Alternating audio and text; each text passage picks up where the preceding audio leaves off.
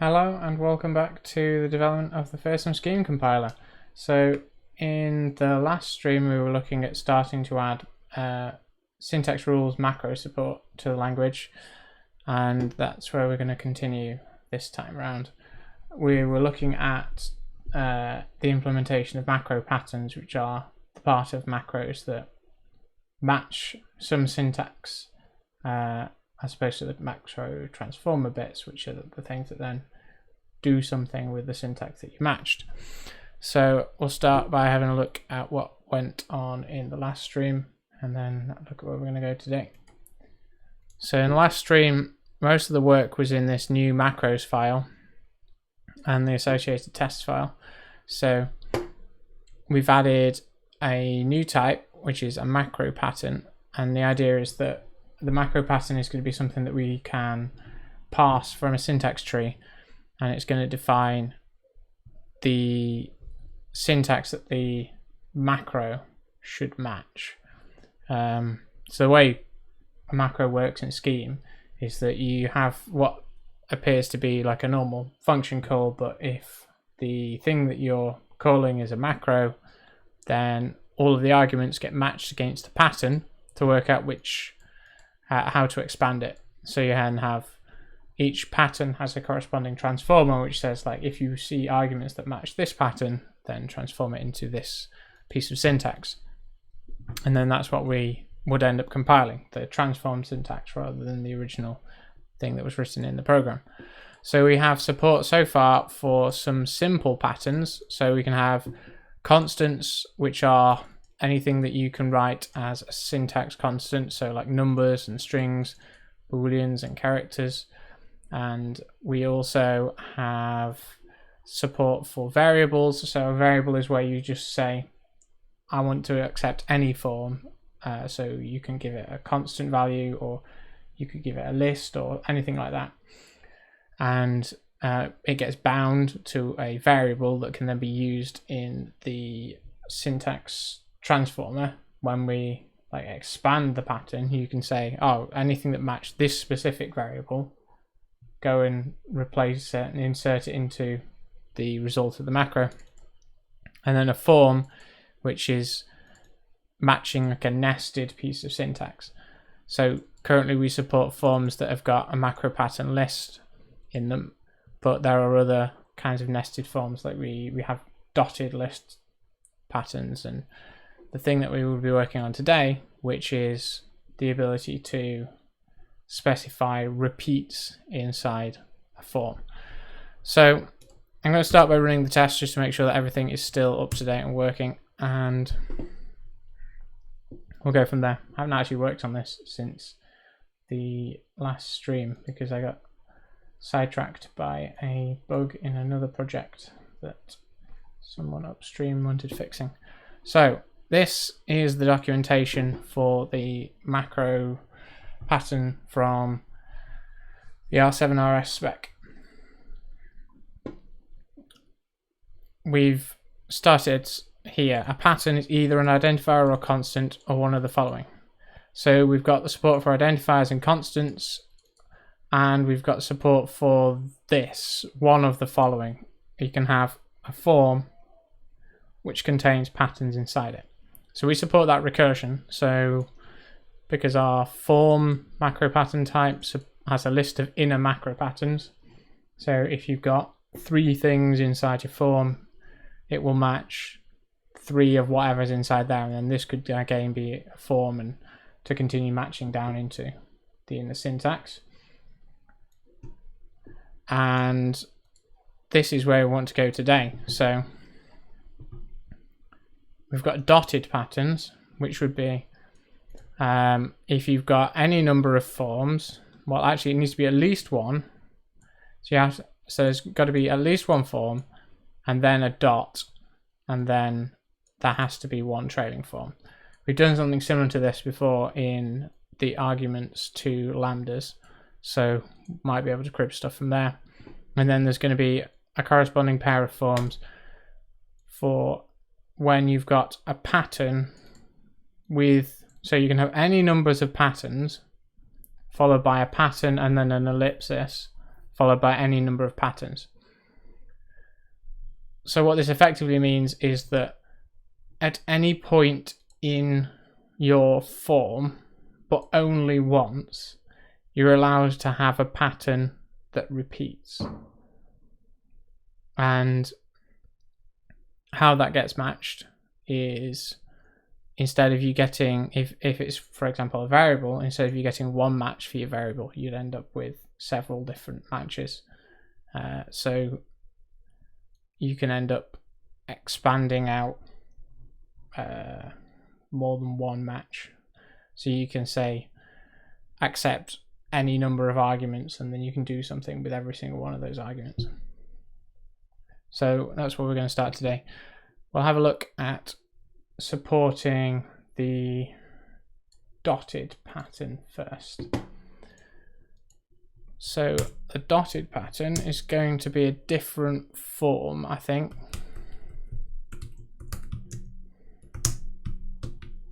Which is going to have a list of macro patterns and then a macro pattern.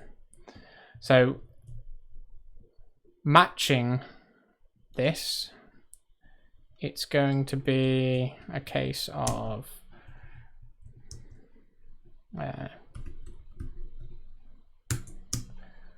dotted form, which is going to have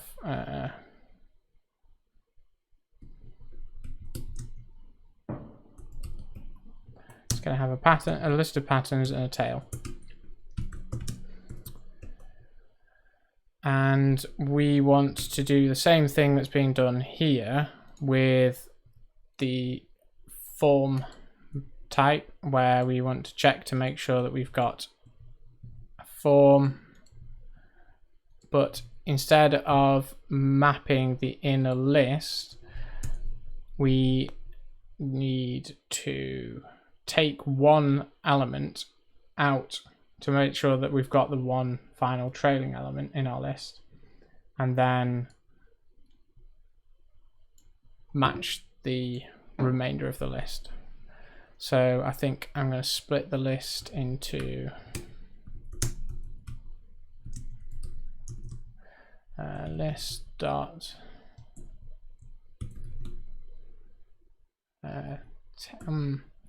head try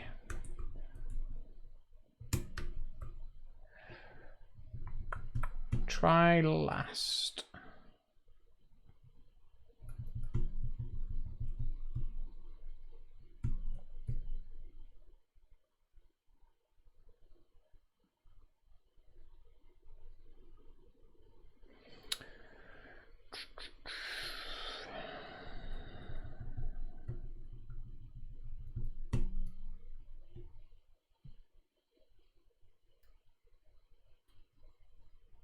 What do we want to do here? Really, we want to be able to split the list.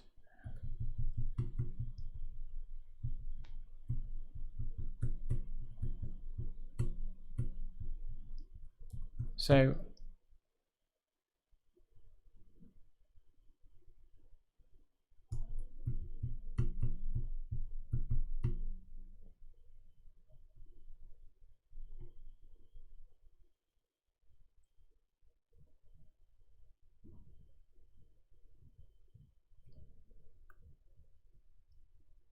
we could try and iterate through it forwards and make sure that we've got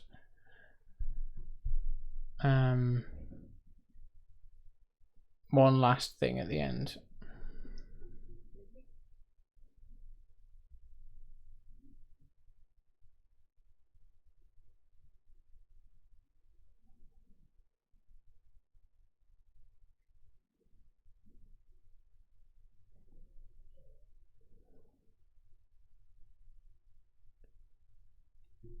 Now let's try getting the tail first. So let's go list dot try get dot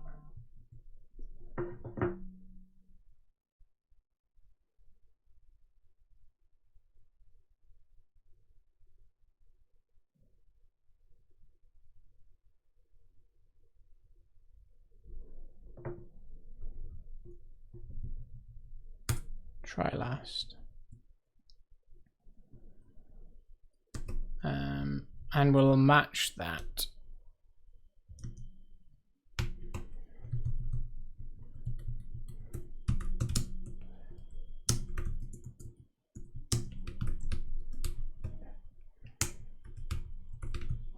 If we get a tail form, we need to match. We're going to do macro match the tail pattern with the tail form.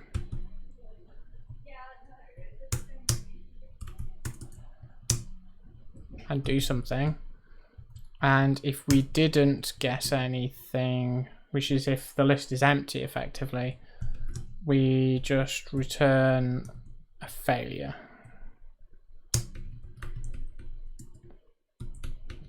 Because we haven't been able to match. And then in here, this is where we need to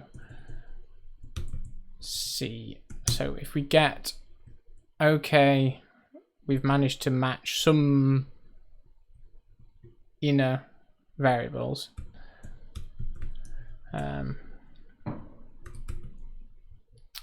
Tail vars.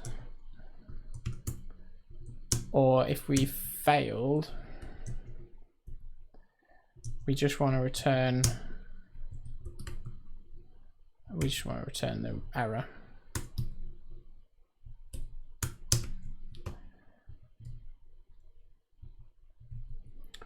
If we got some tail vars, then that's where we want to do this bit here, where we try and match against the head of the list.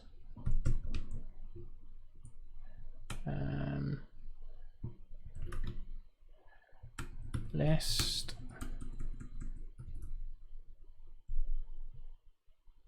Hey, talk a bit. Try and work out whether or not there's some kind of recursive function that would work better here. Because splitting the last thing off the list seems to be an awkward thing to do in F#.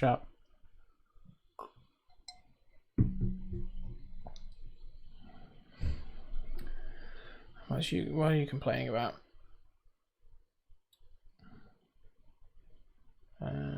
It is covered by the pattern. Yeah, so if we've got the tail variables, we want to basically call list.map, same as this.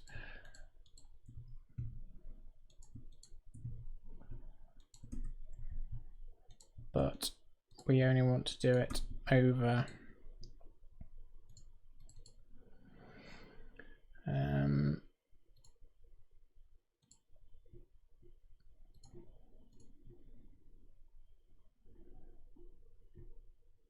the patterns.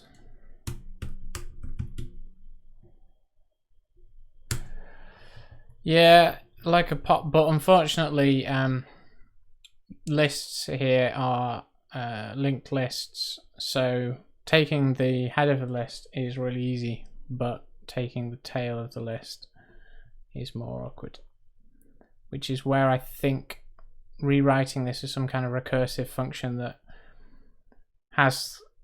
walks down the tree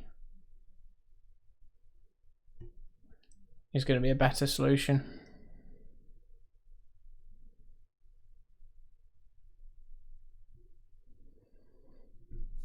Yeah.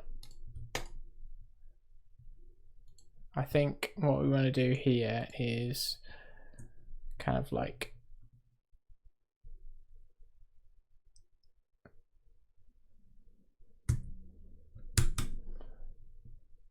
call some recursive function like match dotted form, and that'll take our patterns, our tail pattern, and our form.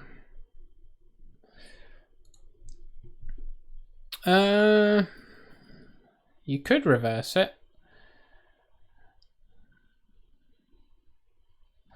So, yeah, let's just try. Well, actually, let's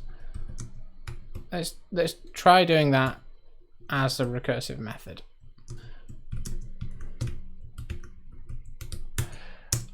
kind of tempted to do it as a recursive method because I feel like when we get into doing the like dotted matches where we're matching the ellipsis patterns, which could match more than one thing, that we are going to want some kind of recursive function rather than just trying to do the list map to kind of thing where we're just zipping the two iterators together and comparing them as pairs, because one pattern might end up matching more than one thing in the list of the syntax. Patterns, tail, pattern, and syntax. I guess that's kind of spelling for syntax. And I guess what we're doing here is we're saying that syntax equals list rev syntax. So if we reverse the syntax,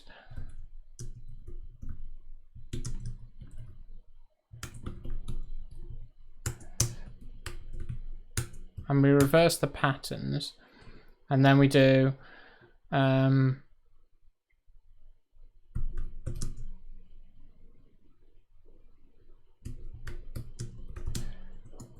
if we have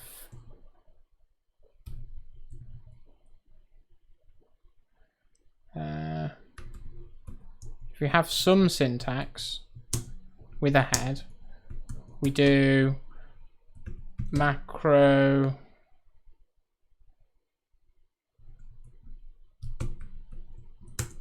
match the head pattern. Yeah, so like some function foo gets evaluated first and then pipes through bar in that case.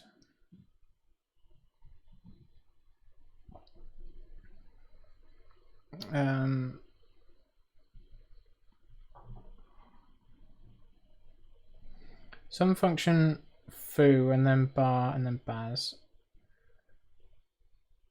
Foo is called first, then bar, then baz.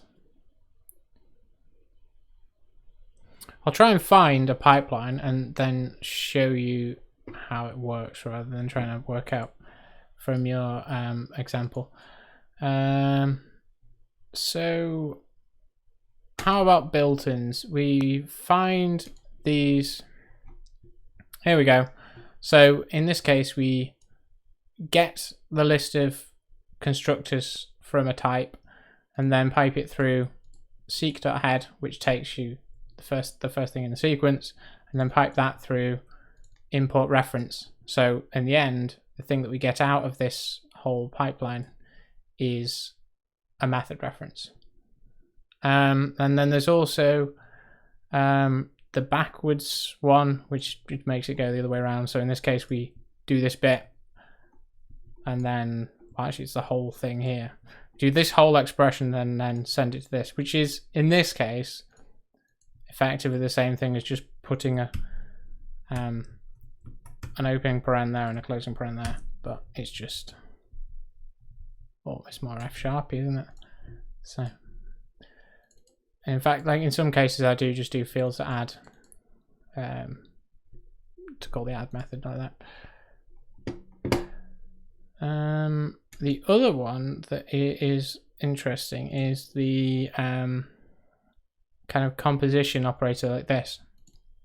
So in this operator here takes two functions, in this case eval and result.map print object. So this is a partially applied or a curried function. So we take this function, which takes a result and maps the OK expression through this function, and then we take this function which evaluates something and produces a result, and we kind of paste them together, and we end up with a function that takes something and returns and prints the object effectively. So it takes the inputs of this function and kind of, yeah, it works similar to the pipeline, but it doesn't do them one by one. It kind of like smooshes the functions together, which is Interesting. Right, back to the macros. This is looking a bit squiggly. What's going wrong here? I've not spelled syntax correctly. Well, I haven't spelled syntax correctly.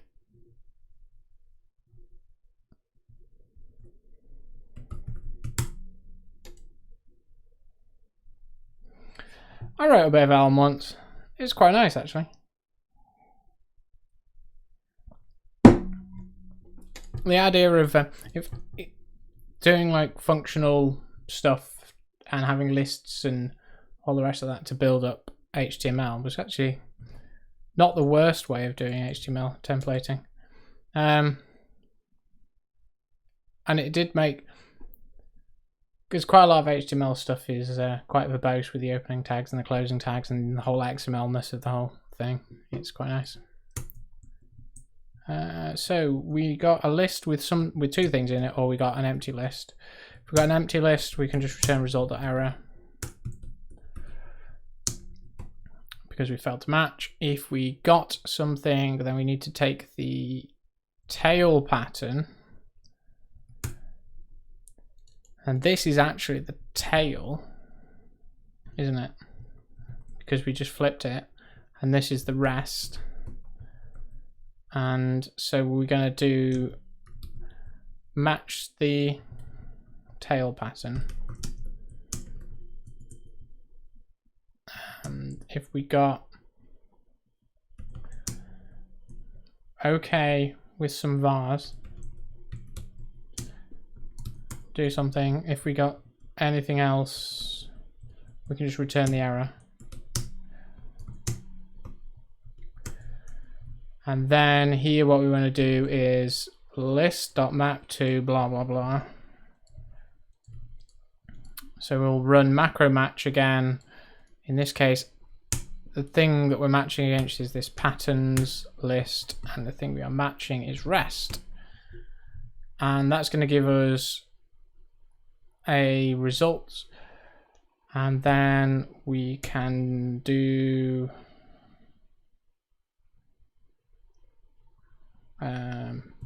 results.map again, I guess. So what do we want to do? We've got our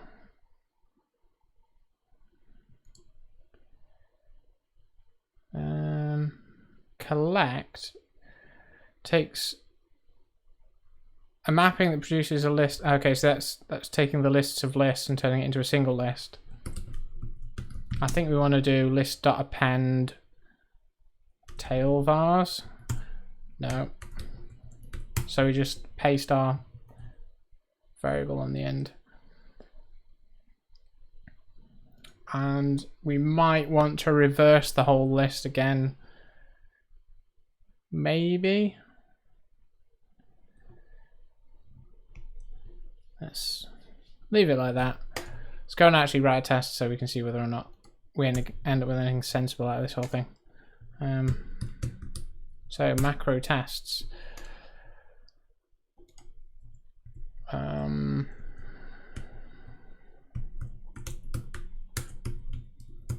So let dotted form. Remember to give it the unit, so it's a function. And what do we want to do here?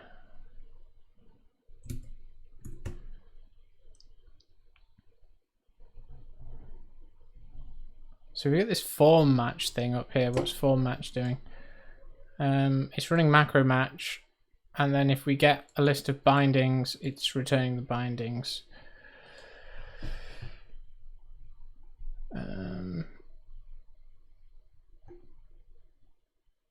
That's really just check matches, isn't it?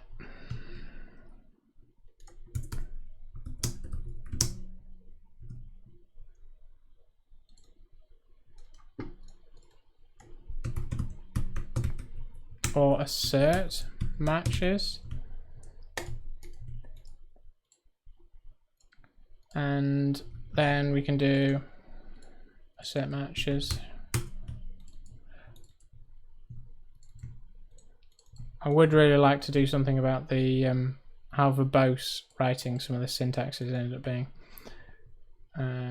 Maybe I'd like to have a go at parsing some of these patterns from the syntax so that we can write, instead of having to write something like this big long form expression like this one here, for example, which goes on for quite a few columns, we would be able to write something a lot simpler, like just do like foo 1 2 3, and then that would expand into the massive great big form.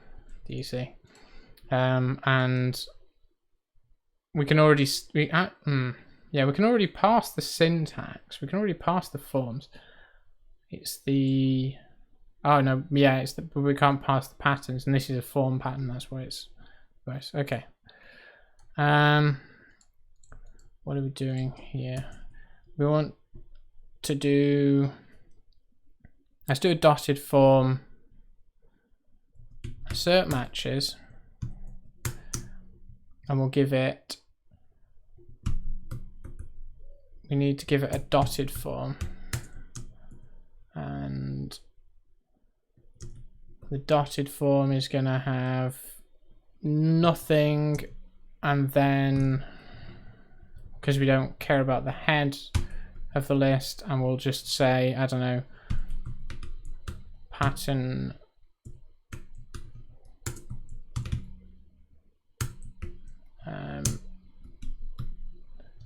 was constant, and what kind of constant? Number 1 2 whatever. Right, there's probably not quite enough brackets here. Yeah, and we need something to match against, so in this case we'll give it a form with a number using our number helper method thing.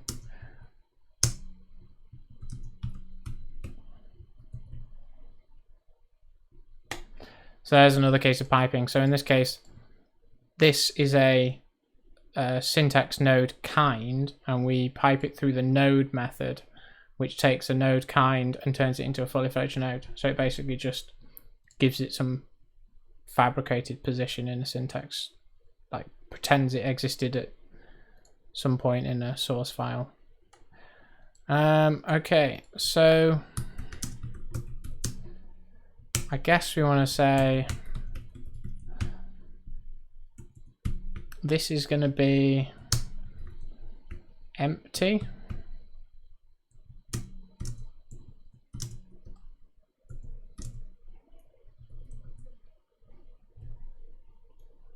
Let's try running this.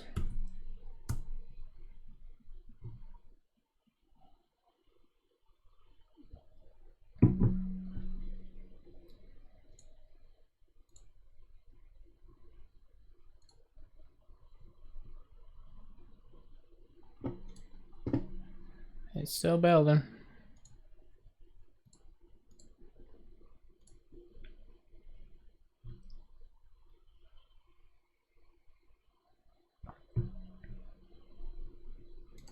Guess that passed. Good. Let's try doing some slightly more complex patterns then. Well, we've got it matching against a single node. Let's do when we've got a variable in both sides, because that's probably going to be a good test.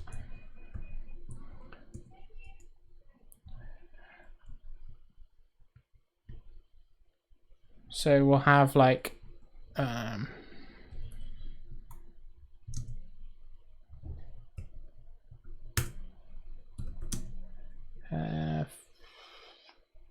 head node, make 2 different numbers so we know what they are.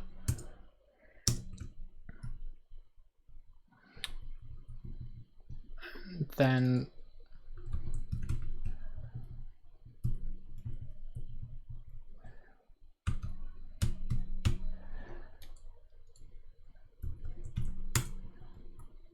we will expect two things in our list.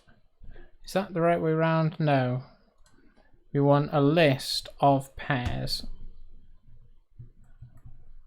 So that's one pair, and then got another pair, and that's our list. So that's the thing we're expecting to match, and then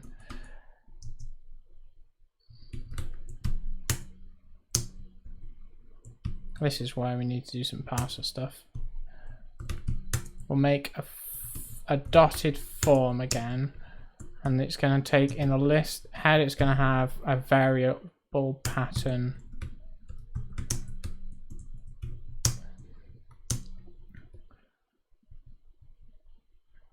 So I'm just going to actually put us in. So this pattern is effectively that.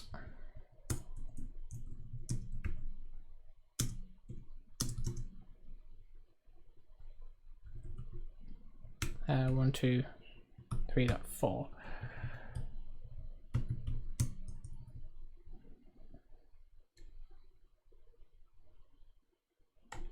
It's interesting. I'm not 100% sure that that should actually technically have matched.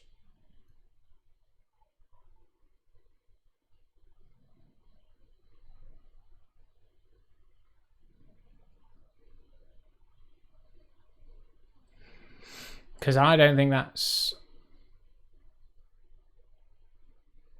this macro pattern here should have matched, because how that's 1, 2, 3, 4. This is expecting a cons pair with, well, it's not expecting anything as the head, which is again not really right.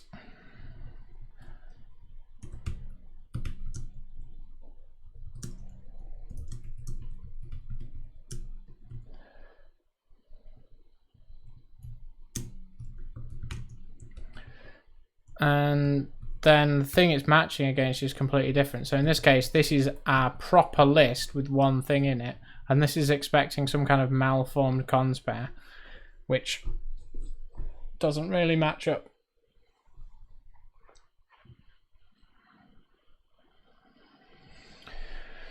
What I'm actually maybe going to do is have a look and see how they behave in another scheme.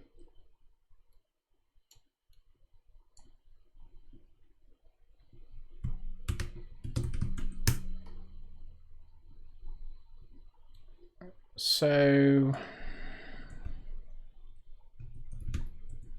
let's define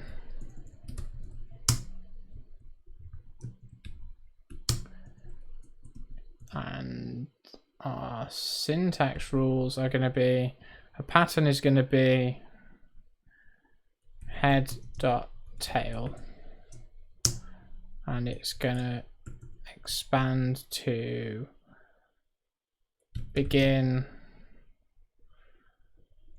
display head.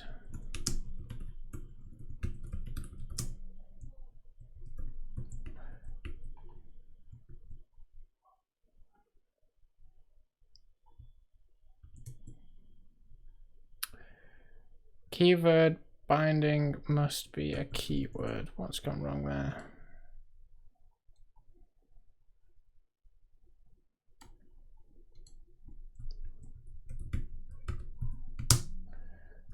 Define syntax test. That's supposed to be the list of variables.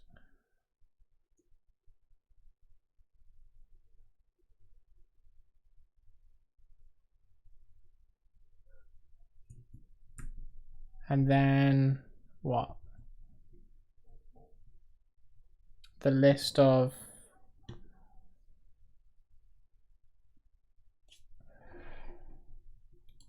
things it matches against. Yes, it's the list. Ah, we need the syntax rules. Yeah, I've messed that up. How about we start all over again? Define syntax test. Syntax rules with no literals, and then each syntax rule is the pair of pattern, which is going to be head dot tail, and then begin display head display tail,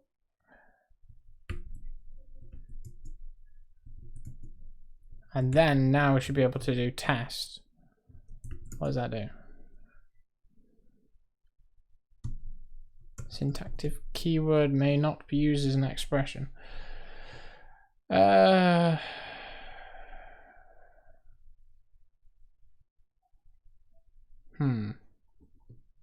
I think we need to do some quoting.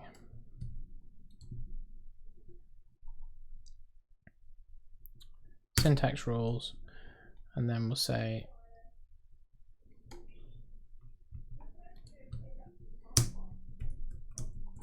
display head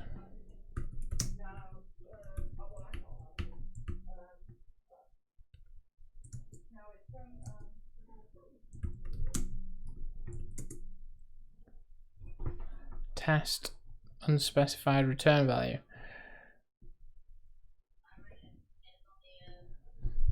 Okay, so in this case it has matched because we're matching against the whole expression.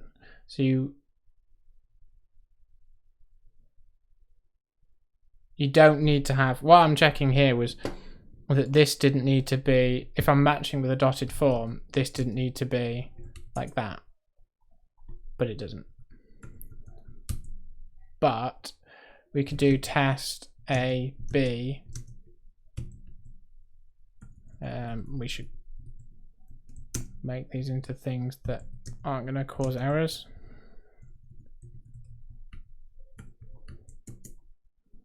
And we end up with that. Why do we get that?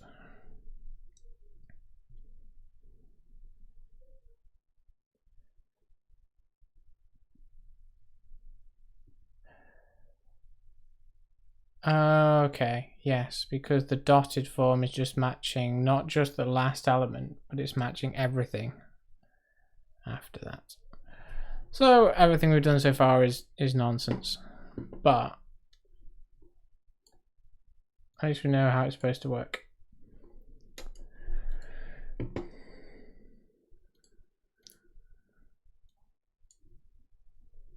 So we can at least write a test here that does work for this head.tail case. So if we've got a pattern for head and we've got a variable, we've got a pattern for the tail,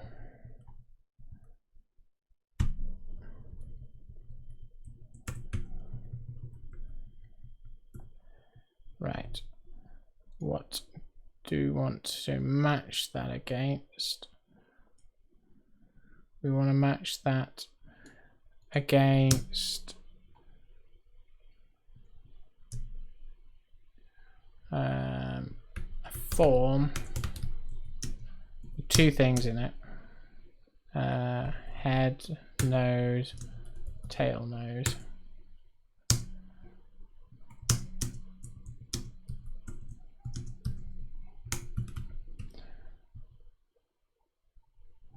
And I think I need another closing bracket. What are you complaining about now? String AST node list.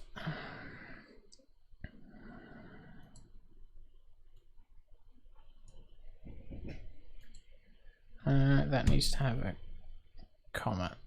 Wonderful. What are you complaining about? That's not how you do lists. Let's try doing the test again.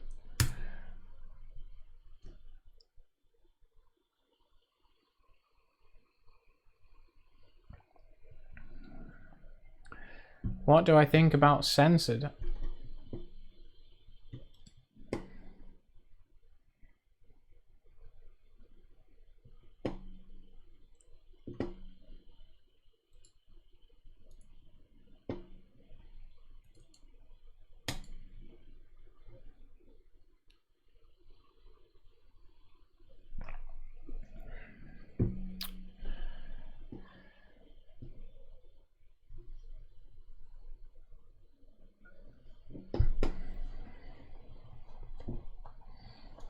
What website? I think links are banned in chat.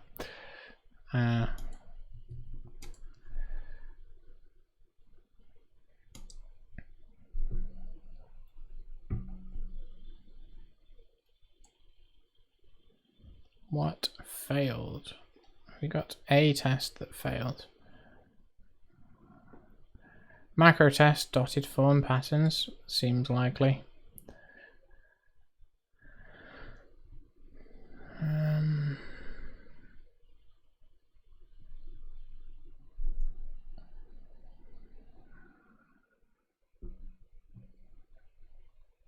Expected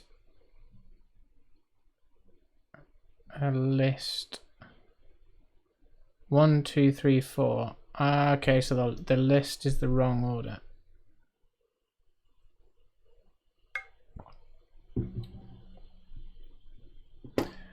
Right.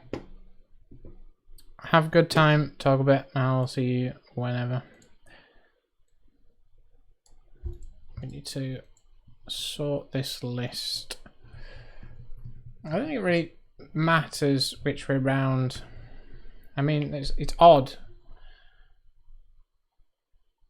that we get the results back in that order, but if it works, it works.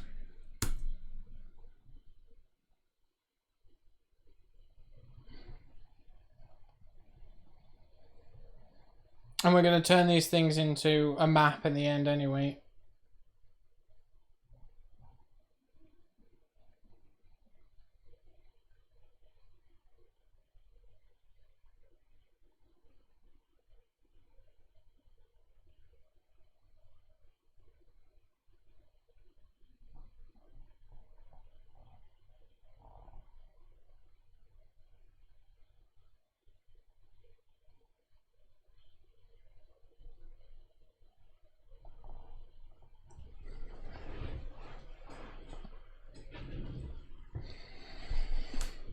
So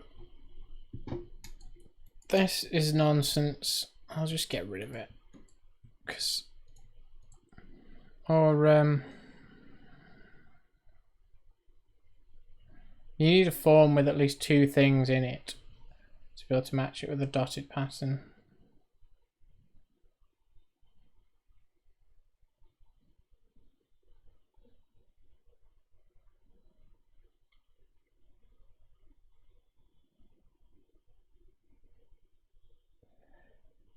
I mean, it's not the worst case. It's not the worst test case because, I mean, it's every chance that we could mess up the parsing, and that is what you would expect. The dot something to match just the 1, 2, 3.4. So I'll leave it. I guess we will probably want to commit that, although it's not feeling hugely solid yet. Actually,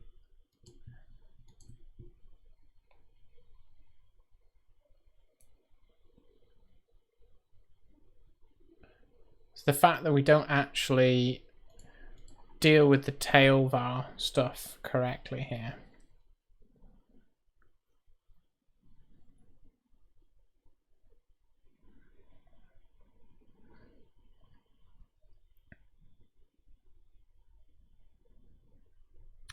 I think I wonder if we want to like have the results, the error results, tell you how much or carry what it fails, like what's remaining when it fails to match. We could have like an incomplete with a list, and then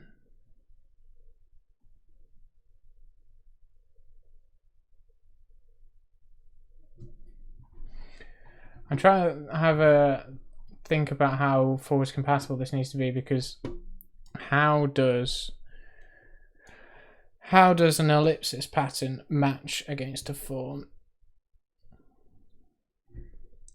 I got this like formal specification of how each pattern gets matched, which is all this if P is of the form blah blah.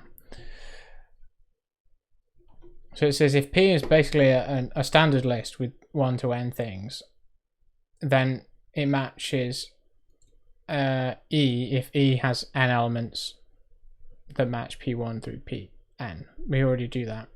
If P is an improper list and E is a list or improper list of n or more elements, so it says basically match everything up to the dot against the list, and then anything you've got left put in Pn.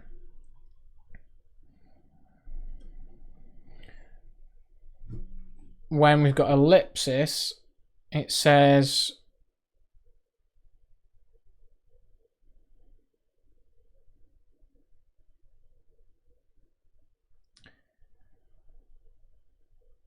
if the first K matched the first bit,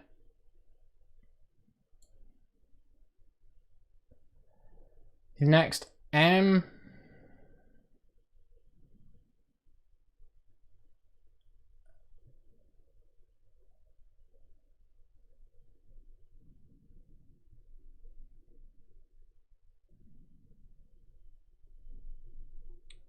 M minus K elements match the match PE.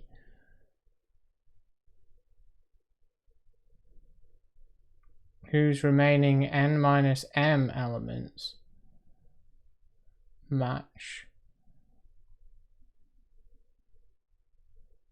M plus 1 through Pn. So I think that's basically saying the first lot has to match, and then the last bit has to match.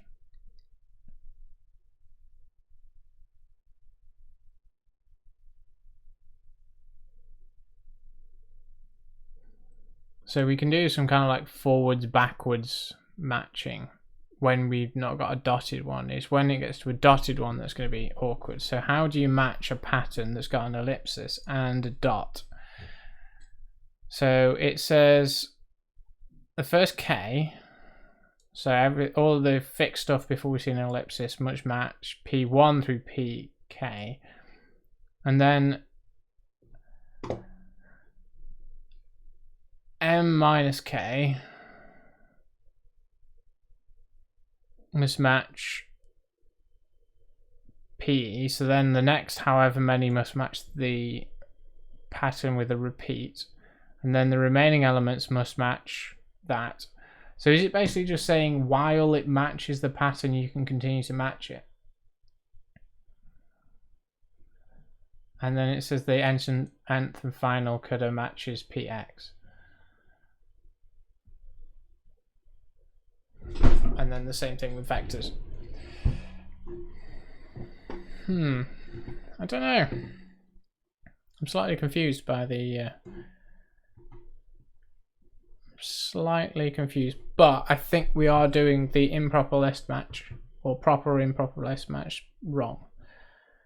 And I think what we effectively want to do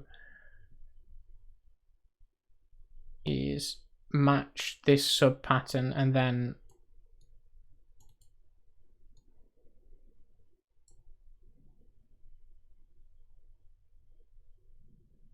match the variable against the tail of the list.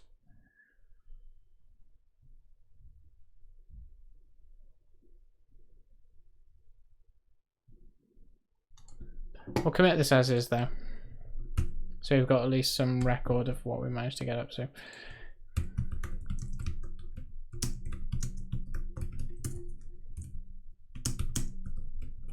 This is likely broken. Dotted forms should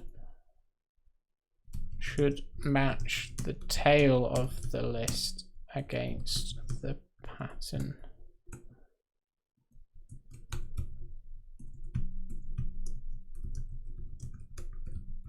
Not just the last. Okay.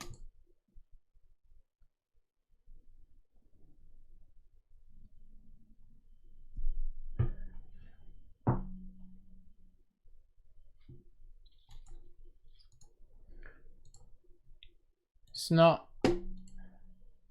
If P is a literal, if P is an identifier,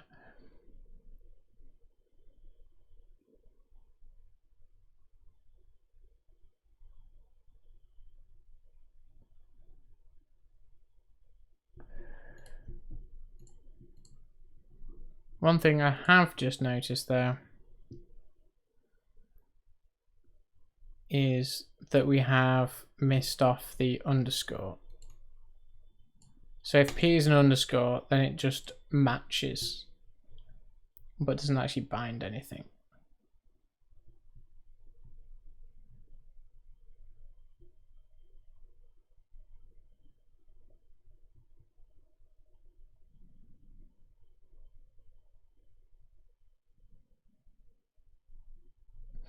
This literal identifier or non-literal identifier is to do with you get to specify which identifiers are variables and which identifiers are literals. So a variable will match anything, and a literal identifier will only match the same thing. So that's two things we're missing. Let's add them in.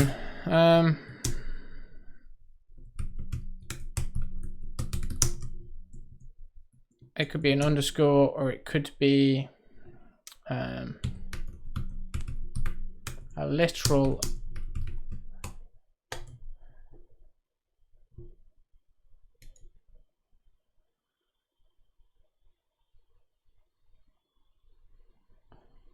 so underscore.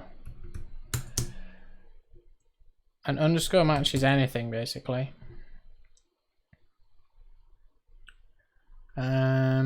And doesn't do anything with it, so it doesn't matter what the syntax tree is, it just matches it and doesn't produce any value. So I think we can just do result.ok with the empty list,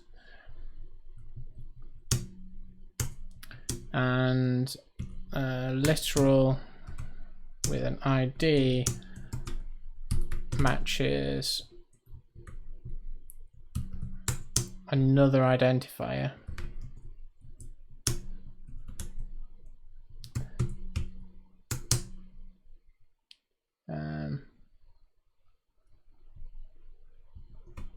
I want to make this literal ID. So it's going to match an ID if ID is the same as the literal.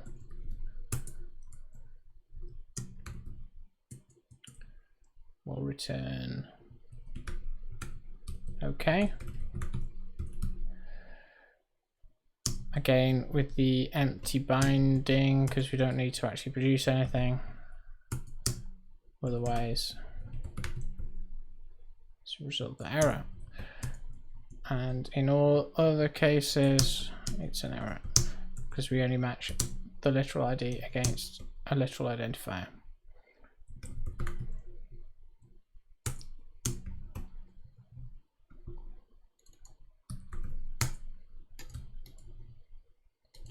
So let's go write some tests for those.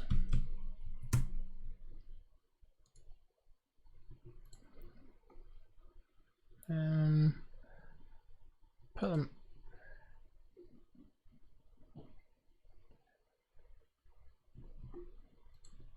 We've got this test constant match. Let's put it up here.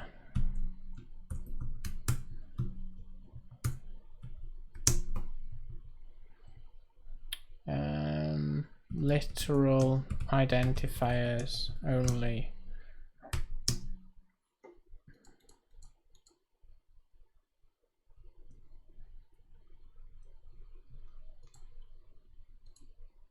Oh dear, it's Bluetooth keyboard problem time.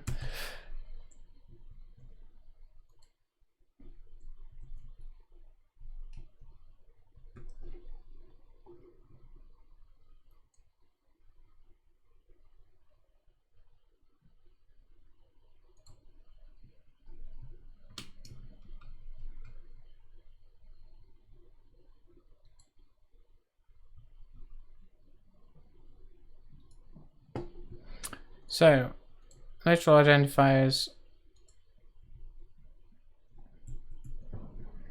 only match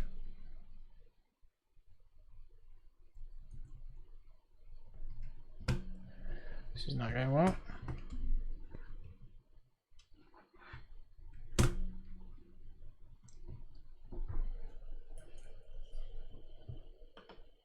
Is it really the keyboard, or is it VS Code? I think it's VS Code.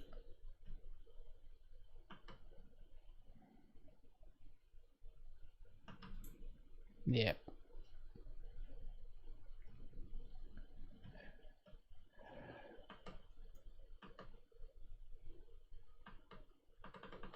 Sit type and hope for auto saves.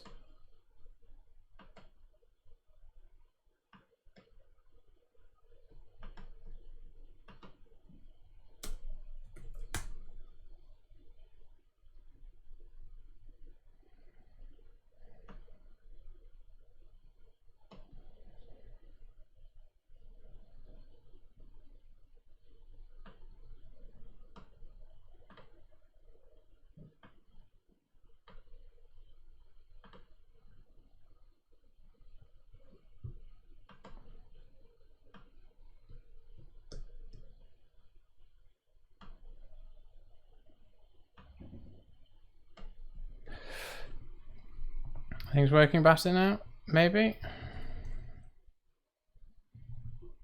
I think it just doesn't like the backtick identifiers.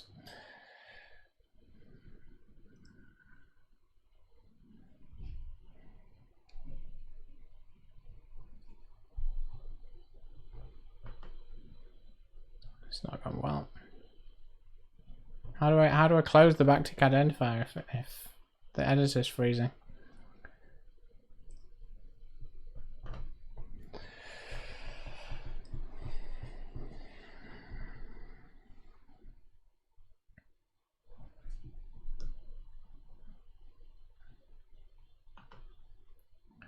Window is no longer responding. What we do is we open Emacs and we edit it from there.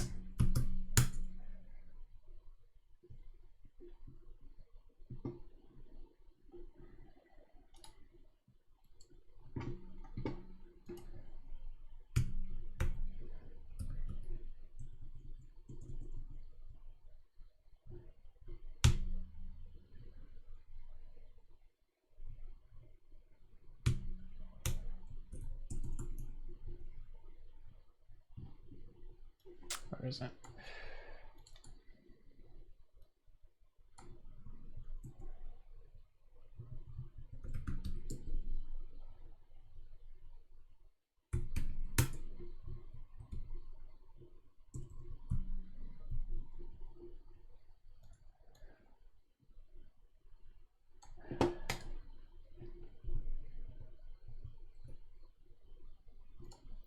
So it's somewhere in the tests, the macros, macro tests. I'll try and make the font bigger as well. let's just go Emacs for the rest of this. See how far we can get.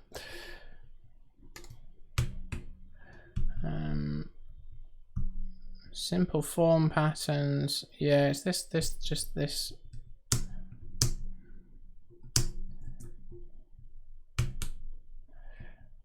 There we go. So we want to say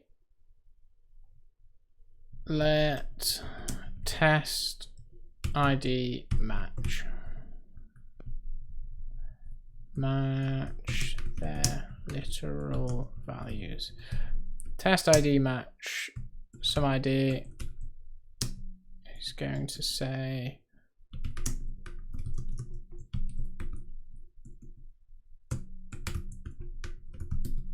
it's going to create a pattern, a literal pattern for the ID.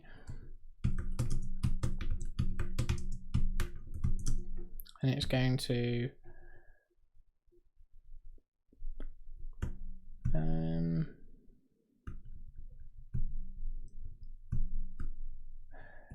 well,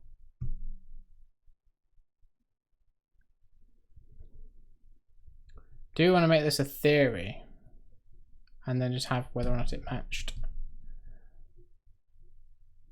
Match the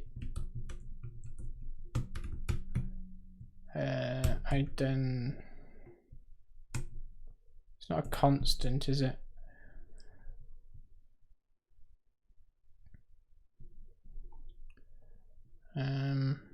What do we do? It's just ident and then the thing made into a node.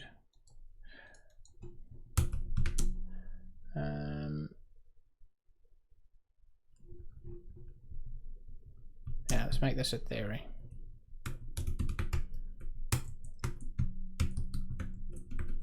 So we'll say like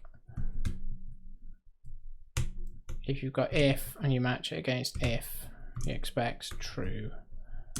And like if, and if you match it against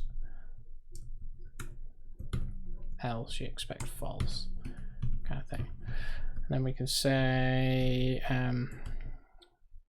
pattern ID expected, and then we say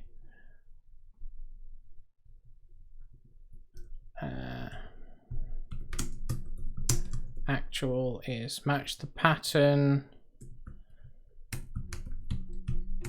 which is made from the literal.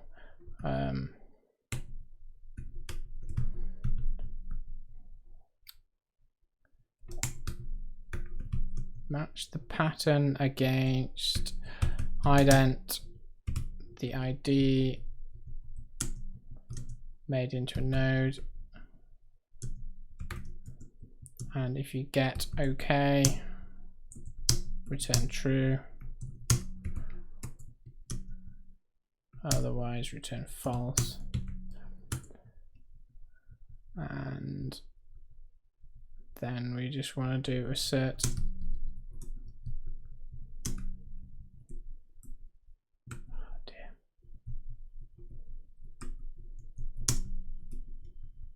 Emacs does not know how to indent this.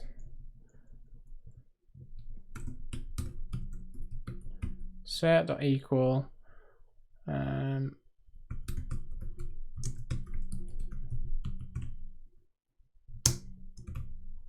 go try and run this now.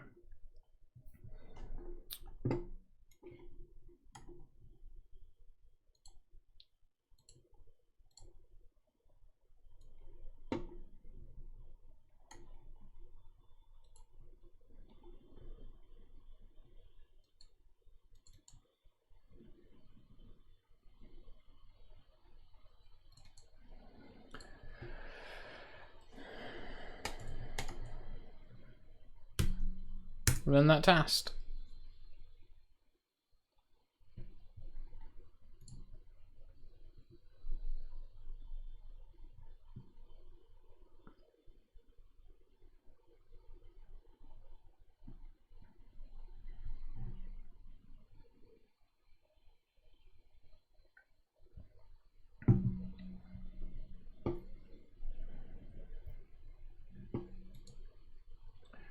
What is going on?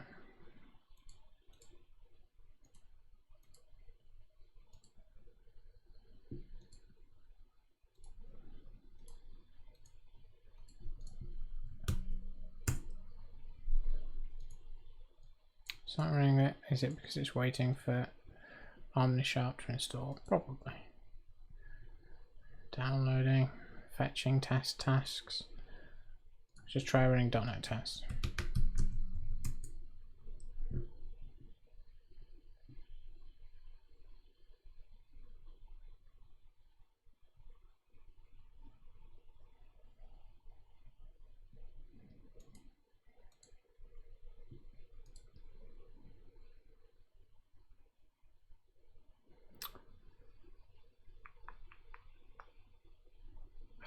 That's bad. Bad syntax.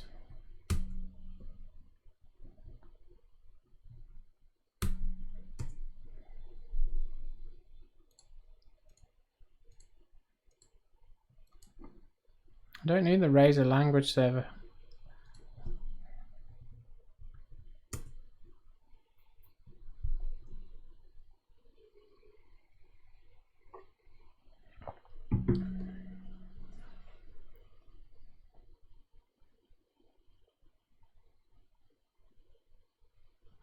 This token is offset.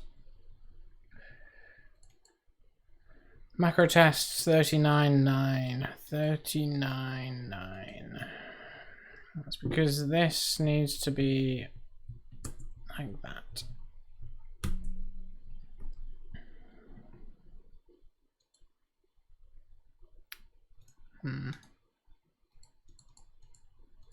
Doesn't seem like you're fetching the test tasks.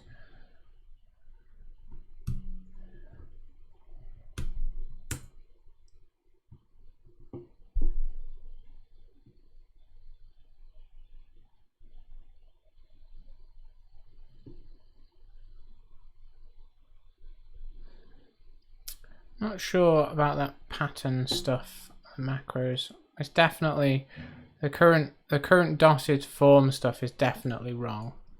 I need to have a think about how we do that.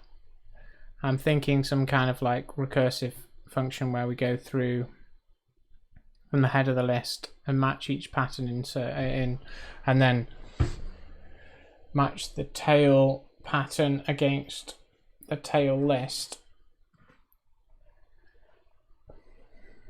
And we could also say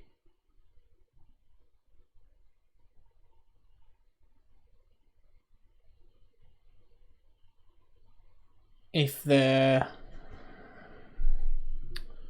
tail pattern doesn't match,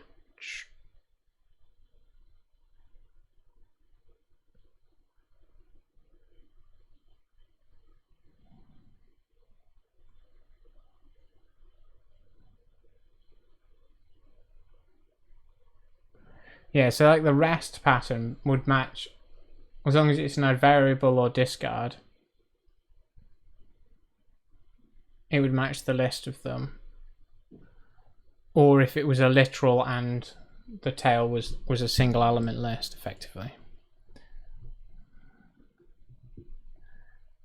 Macro tests. Macro pattern dot, what is it called?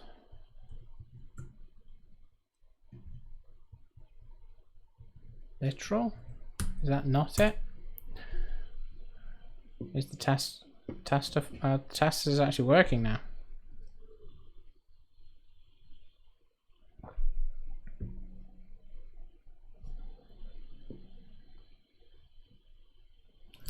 And let's try we've got variable patterns matching anything.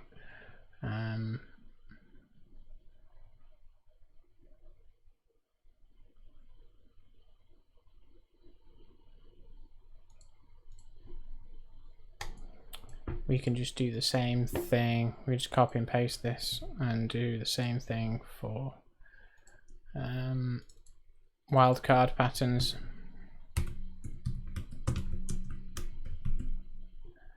Underscore patterns match anything. If it is a an underscore, and then we just expect an empty result.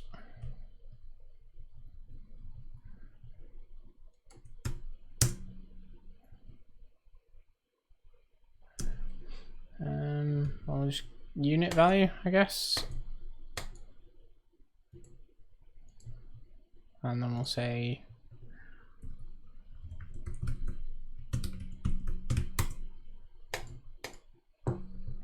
test underscore match.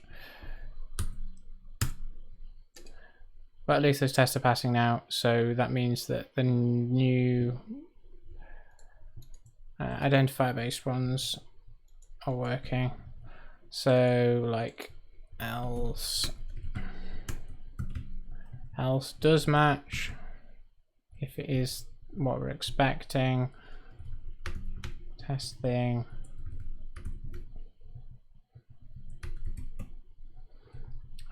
What else could we have? Dot wouldn't match. Wouldn't match. Dot's awkward. Let's leave dot out of it for the time being. But 3 dots would match 3 dots. Because you can like do some stuff to rewrite what the ellipsis actually is. Let's just leave that at that.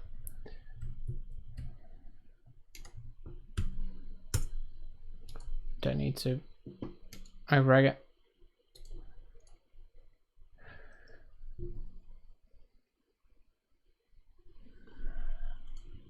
Can commit. So what have we got? We've got the underscore and literal patterns. So these are some more like catch-all patterns. Literal identifier matching. Add underscore and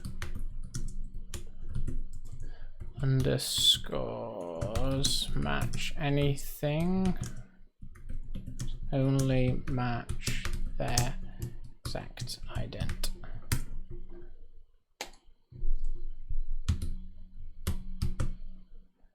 Right, let's have a look at rewriting this match dotted form then. So we've got the patterns, we've got the tail patterns, and we've got the syntax. I think we want to do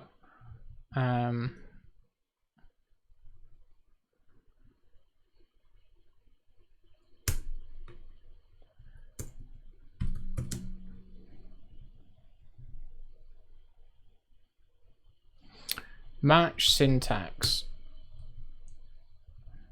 like we're doing here. So if we've got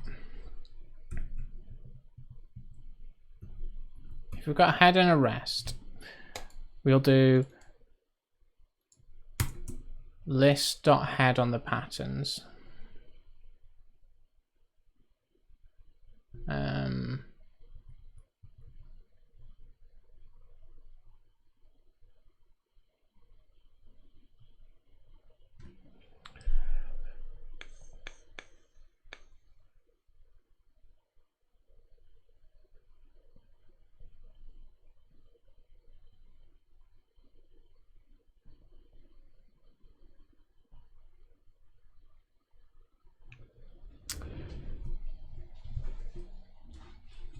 Do let head pattern is list.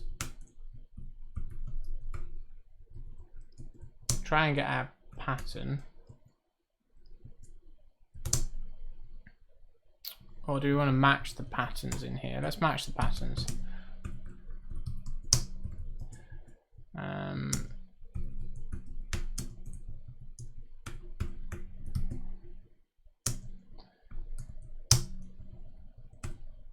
So if we have some pattern, otherwise we'll return an error.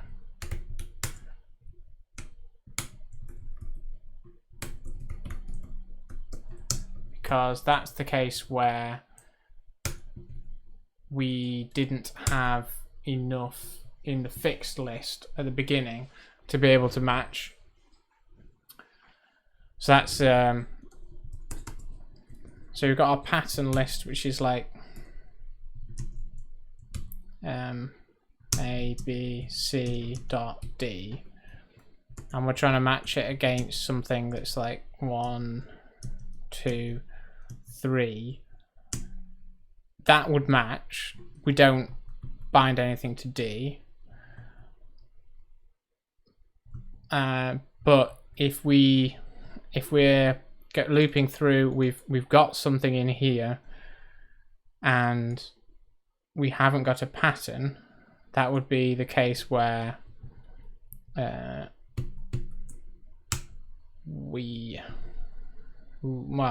could be this case, so we need to handle that.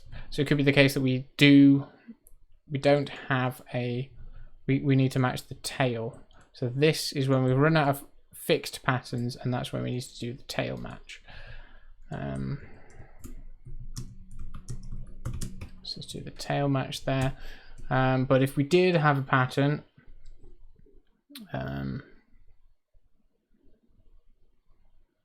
what are you complaining about? I think it's just because I haven't written anything in here yet. Yeah, because like if I put something in there, that's going to work. So if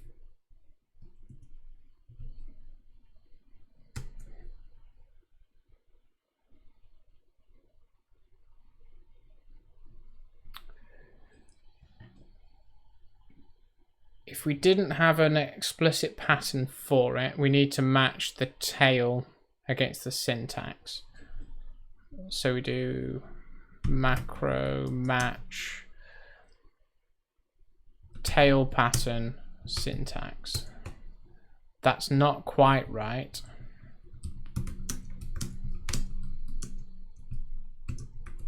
Because it doesn't handle the case where you're matching a single element, the final element of a list. And in fact, I think that's the point here.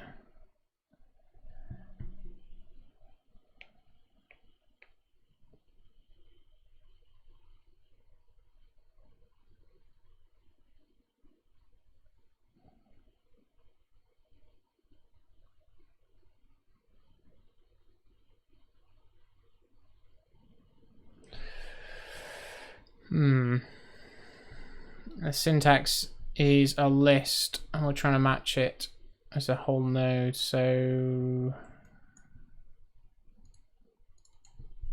tail match.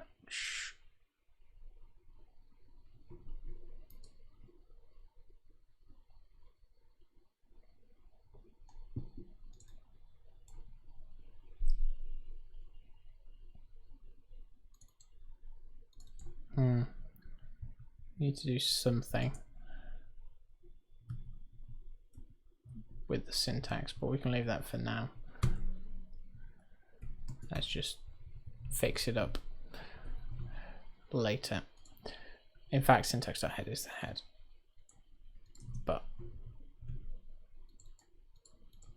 And then here we've got a pattern and we've got an element in the list, so we can match those two together. So we want to try and match the head pattern against the head of the list. And if that worked and we got some variables, we want to recurse and add those variables into what we've got, and if it failed, we return the error. If it fails, we return the error. If it worked, we've got the variables, we've got the remainder of the list. So we want to call match dotted form on patterns, because we've rebound patterns there. Rest, well, tail pattern, we need to pass that on. Rest of the syntax, and then we need to do result dot map and list dot append vars.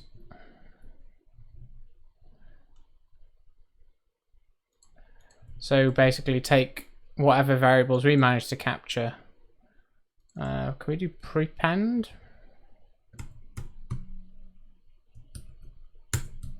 No. So I think we're going to end up with all the variables in the wrong order here, but we'll have to live with it. And I think actually we ended up with the variables in the wrong order anyway last time. That might even pass those tests.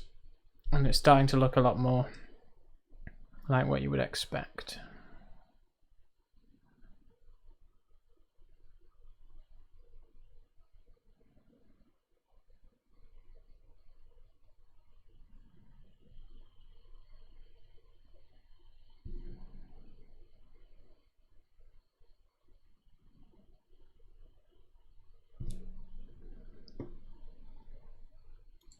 Still failed the test though. What went wrong? Tail and head are the wrong way around. Fair enough. Macro tests. Tail and head are the wrong way around.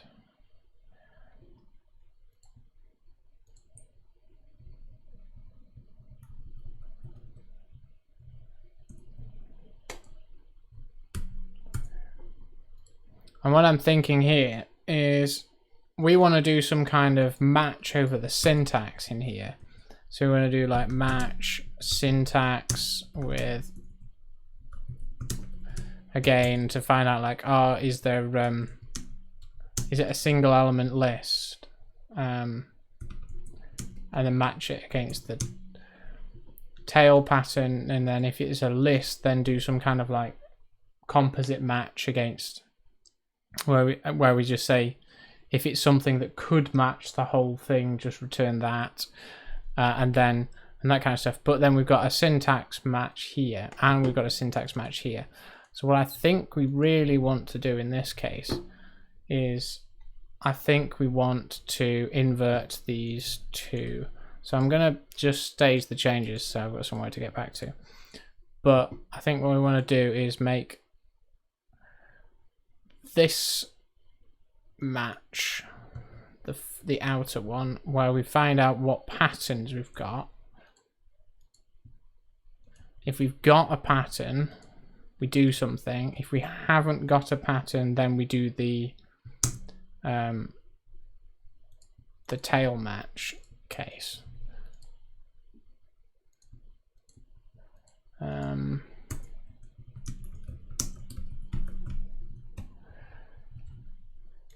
And then inside the head match, so if we've got a pattern, we'll match the syntax against, and then if we've got something to match against, then we do macro match like that.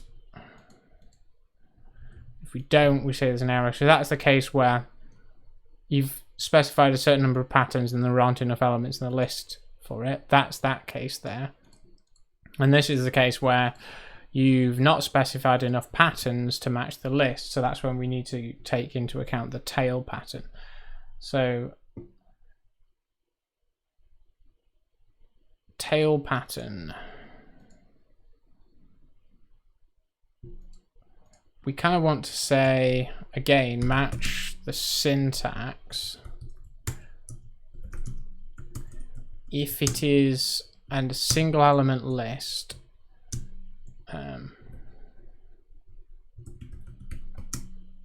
Then we macro match the single thing, because I think this is the behavior we're seeing. So that would just be macro match single.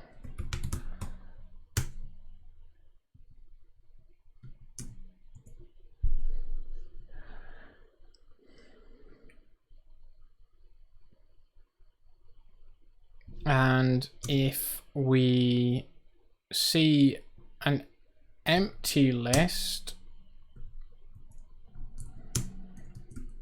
we need to see what the tail pattern is.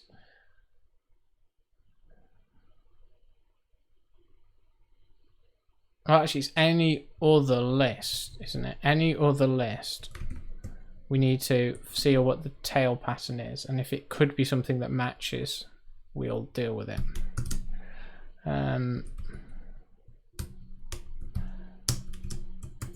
So if it's something that, if it's a literal or an underscore, so if it's an underscore or a variable, we can match it.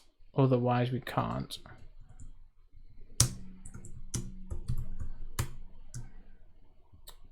So if it's an underscore, we just return result.ok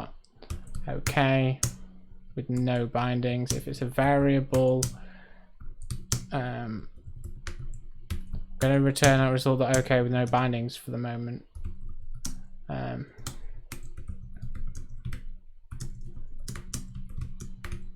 Because we don't have a way of binding a variable to more than one thing yet. And anything else is an error.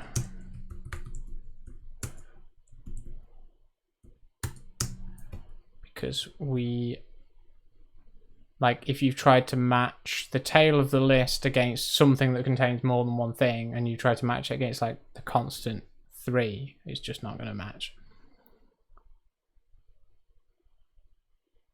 Applied to 0 arguments by expects. Yeah, well, you kind of just want to do that for the time being. This is where other would get bound in.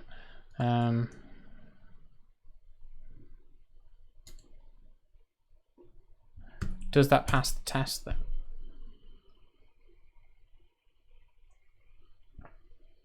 I bet we'll have to switch the order of those two things around again.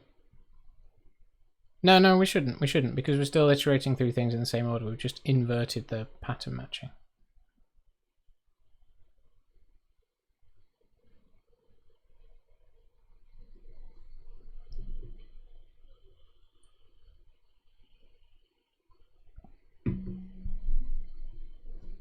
Yep, all good. I guess this is improve. It's not fix. Improve dotted pattern match. Dotted patterns can now match things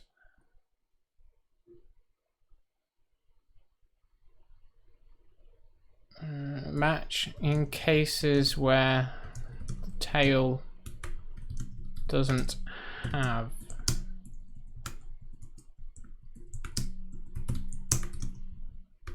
still to do work on binding lists when the tail matches more than one thing. But that is where I'm going to leave it today. So thanks for watching, and I will see you next time, where hopefully we'll working more on macro patterns and maybe getting them parsed from some syntax and trying to actually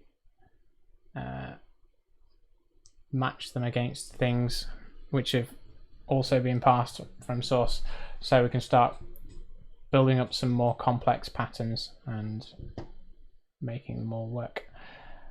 Thanks for watching, and I'll see you next time.